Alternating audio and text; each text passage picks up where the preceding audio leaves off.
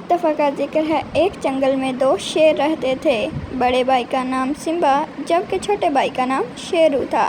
Simba एक बहुत बहादुर शेर था। वो अपने भाई का भी ख्याल रखता था और अपनी राया का भी। उसकी एक दोस्त लोमड़ी भी थी।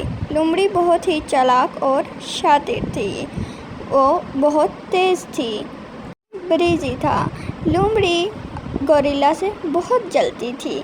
उसे वो अच्छा नहीं लगता था। वो उसे इस जंगल से निकालना चाहता। देखो तो सही, मोटा बालू कैसे ठमक ठमक कर चल रहा है।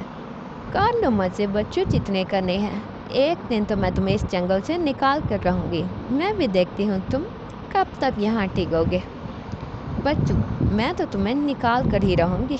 जहर लगता है मुझे ये बालू, और मुझे जल्दी से इस जंगल से निकालना है। ब्रीजी को सिम्बा ने बुलाया तो ब्रीजी उसके पास गई तो सिम्बा ने कहा, ब्रीजी, आज मैंने तुम्हें एक काम देना है। तुम जंगल में जाओ और मुआवजा करो कि सब जानवर मेरे बारे में क्या सोचते हैं, कौन अच्छा सोचता है और कौन बुरा, मैं किसे अच्छा लगता हूँ किसे नहीं।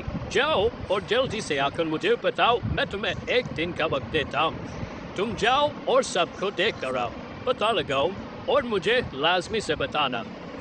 इस सिम्बा महाराज, मैं अभी जाती हूँ और पता करके आती हूँ कि कौन सा जानवर आपके बारे में अच्छा सोचता है और कौन सा बुरा, और मैं आपको लाजमी बताऊँगी। आपका शुक्रिया कि आपने मुझे इस काबिल समझा। मैं अभी जाती हूँ और पता करके आती हूँ।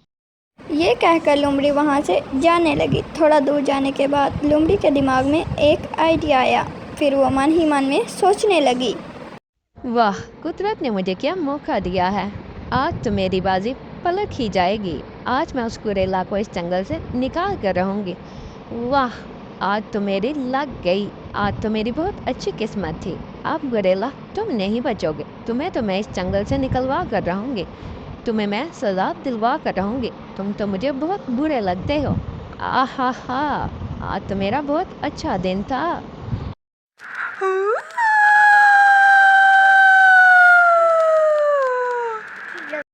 ये सोचने के बाद लोमड़ी सीधा सिम्बा के पास गई और उससे कहने लगी, सिम्बा महाराज, मैंने पूरे जंगल का मुआवजा कर लिया है। सिर्फ एक गोरिल्ला ही है जो आपसे चलता है और इस जंगल का बादशाह बनना चाहता है। वो चाहता है कि वो आपको रास्ते से हटा दे और खुद इस जंगल का बादशाह बन जाए और अय्याशी वाली जिंदगी जिए। अच्छा, मगर ब्रीजी, मैंने तो तुम्हें एक दिन का वक्त दिया था। तुम तो चंद ही लम्हात में वापिस आ गए। और गोरिल्ला की इतनी हिम्मत कि वो मुझे मारना चाहता है और इस जंगल का बादशाह बनना चाहता है। अब मैं उसे नहीं छोड़ूंगा। अब देखो मैं उसके साथ क्या करता हूँ। उसकी इतनी हिम्मत, एक तो मैं इन्हें आराम जिंदगी देता हूँ और ऊपर से युग मेरे साथ ऐसा करते हैं। अब मैं उस गोरिल्ला को नहीं छोड़ूंगा। ये कहकर सिम्बा सीधा गोरिल्ला के पास गया और गोरिल्ला को जाकर कहने लगा, इतनी हिम्मत कि तुम मुझे मारना चाहते हो और इस जंगल का बादशाह बनना चाहते हो, तो अब देखो मैं तुम्हारे साथ क्या करता हूँ। बाकी बातें सुनकर गोरिल्ला परेशान में आ गया। वो सोचने लगा, मैंने क्या किया है? सिम्बा महाराज किस बारे में बात कर रहे हैं? गोरिल्ला को तो कुछ पता ही नहीं था। वो बेचारा सोचता रहा कि ये क्या हो रहा है, मैंने क्या किया है। मगर सिम्बा ने उसकी एक भी बात न सुनी और उसे पत्थरों से बनी एक कैद खाने में डाल दिया। वो बेचारा इधर उधर देखता और मन ही मन में सोच रहा था, अरे ये क्या हो गया मेरे साथ? मैंने तो कुछ भी गलत नहीं किया। मेरी गलती क्या है कि मुझे ये सज़ा मिली है? सिम्बा गोरिल्ला को कैद खाने में डालकर वहाँ से चला गया बगैर उसकी कोई बात सुने। वो जा रहा था तो उसने सोचा कि क्यों ना मैं अपनी भूख ही मिटा लूँ। वो ये सोच ही रहा था कि उसे एक गाय नजर आई और उसने कहा, अरे वाह, क्या मोटी गाय है। अभी तो मैं सोच ही रहा था कि ये मुझे नजर आ गई। ये अपने भाई के लिए भी लेके जाऊंगा। वो और मैं अगत्ते बैठ कर खाएंगे। वाह, आज तो मेरी किस्मत बहुत अच्छी है। इसके बाद सिम्बा ने उस गाय का शिकार किया और उसे अपने भाई शेरू के पास ले गया। जब शेरू ने एक मोटी ताज़ी गाय देखी तो वो बहुत खुश हुआ और अपने भाई से कहने लगा, अरे वाह बड़े भैया, मुझे तो वैसे भी भूख लगी हुई थी और मैं सोच रहा था कि क्यों ना कोई शिकार कर लाऊं, मगर आपने तो मेरे दिल की बात ही सुन ली और आप मेरे लिए खाना ले आए। बहुत बहुत शुक्रिया भाई, बहुत बहुत। दोनों भाइयों ने मिलकर उस गाय का गोश्त बड़े मज़े से खाया। मगर यह क्या, वो गोश्त खाने के बाद सिम्बा के छोटे भाई शेरू को एक वायरस हो गया था, जिसे देखकर सिम्बा बहुत परेशान हो गया कि ये शेरू के साथ क्या हो गया। ये तो एक जानलेवा बीमारी लग रही है, इसकी वजह से कहीं शेरू की जान न चली जाए। बड़े भैया कुछ करें। तुम फिक्र मत करो शेरू, मैं अभी डॉक्टर बालू को बुलाता हूँ। इसके बाद सिम्बा ने डॉक्टर बालू को बुलाया। जब डॉक्टर बालू आया तो उसने जब शेरू की तरफ देखा तो वो सिम्बा से कहने लगा, सिम्बा महाराज, ये तो कोई खतरनाक बीमारी मालूम होती है। डॉक्टर बालू प्लीज कुछ कीजिए और मेरे भाई शेरू को बचा दीजिए। सिम्बा महाराज, इसका सिर्फ एक ही इलाज है।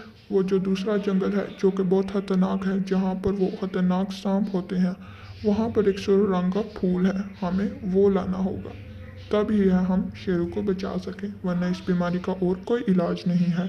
मगर वो फूल लाएगा कौन? सिम्बा महाराज, हमारे जंगल में एक ऐसा जानवर है जो कि वो फूल ला सकता है, और वो है गोरेला। सिर्फ वो गोरेला ही है जो वो फूल ला सकता है। अगर आप अपने भाई को बचाना चाहते हैं तो आपको गोरेला को भेजना होगा, और कोई रास्ता नहीं है, वरना हम शेरू को किसी भी तरीके से नहीं बचा पाएंगे। अब आपका फैसला होगा कि आप उसे भेजेंगे या नहीं। नहीं, मैं उस गोरेला को नहीं छोड़ूंगा। वो मुझे मारकर इस जंगल का बादशाह बनना चाहता है। उसे सजा मिली है और वो अपनी सजा जब तक पूरी नहीं करेगा वो बाहर नहीं आएगा। आप कोई और तरीका बताएं। मगर सिम्बा महाराज, ये आपके भाई की जिंदगी का सवाल है और कोई रास्ता नहीं है, आगे आपकी मर्जी। फिर मजबूरी सिम्बा को गोरेला के पास जाना पड़ा। सिम्बा गोरेला के पास गया और गोरेला से कहने लगा, गोरेला, मेरे भाई की जान खतरे में है और उसकी जान सिर्फ तुम बचा सकते हो। अगर दूसरे जंगल से वो सुर्ख फूल ले आओ। जब ये सब कुछ गोरेला ने सुना तो वो बहुत परेशान हुआ और अपने सिम्बा महाराज से कहने लगा, जी सिम्बा महाराज, क्यों नहीं, मैं आपकी मदद करूंगा। और आपको ज़रूर कोई गलत फहमी हुई है, मैंने आपके बारे में कुछ भी गलत नहीं कहा। मैं ज़रूर वो फूल लाऊंगा और मैं अपने छोटे मालिक की जान ज़रूर बचाऊंगा। इसके बाद गोरेला दूसरे जंगल पर गया और वहाँ से वो फूल तोड़कर ले आया।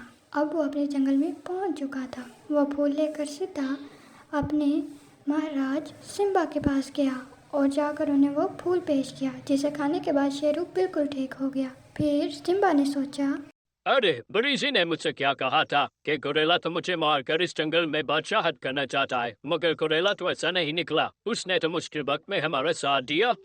जरूर दान में कुछ तो काला है। और बरीजी को तो मैंने एक दिन का वक्त दिया था और वो तो चंद ही लम्हात में वापस आ गई थी। मुझे बरीजी पर अब शक हो गया है। जरूर ये सब बरीजी ने जानबूझकर किया है। बरीजी, अब तो तुम्हें सजा मिलकर है कि तुमने बहुत गलत किया है। तुमने मेरी मासूमियत का फायदा उठाया है। इसके बाद सिम्बा ने भी बरीजी को उसी पत्थरों से बने कैदखाने में डाल दिया जहाँ पर उसने गोरेला को कैद किया था। अब बरीजी को बहुत बुरा लग रहा था और उसे वो पुराने ख्याल आ रहे थे कि वो कौन से दिन थे जब वो गोरेला से जलती थी। गोरेला ने उसका क्या बिगाड़ा था।